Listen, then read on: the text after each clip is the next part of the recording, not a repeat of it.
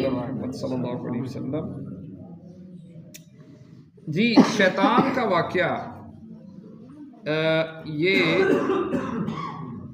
قرآن کریم کے اندر اللہ رب العزت نے بیان فرمایا۔ شیطان کا واقعہ چل رہا ہے کہ شیطان نے جب یہ مردود ہو گیا تو پھر اس نے کہا تھا کہ میں تیرے بندوں کو راستوں سے بہکاؤں گا۔ تو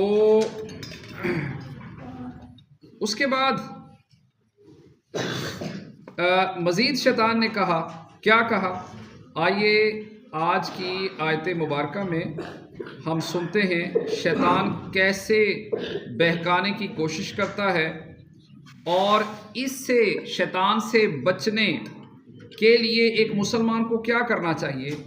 آئیے یہ سب باتیں ہم آج سنتے ہیں۔ الحمدللہ رب العالمین والصلاة والسلام علی سید المرسلین، اما بعد فاعوذ باللہ من الشیطان الرجیم، بسم اللہ الرحمن الرحیم۔ الصلاة والسلام علیک یا رسول اللہ، الصلاة والسلام علیک یا حبیب اللہ،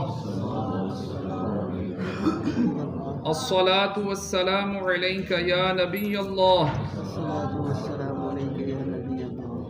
وعلى آلك وأصحابك يا نور الله، نويت سنة الاعتكاف۔ اللہ رب العزت کے آخری نبی محمد عربی صلی اللہ علیہ وآلہ وسلم نے ارشاد فرمایا کہ جو مجھ پر ایک دن میں 50 بار درود پاک پڑھے گا، میں قیامت کے دن اس سے مصافحہ کروں گا۔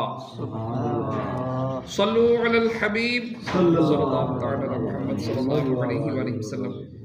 سورہ اعراف آیت نمبر 17 میں اللہ رب العزت نے شیطان کی یہ باتیں ہمیں بیان فرمائیں۔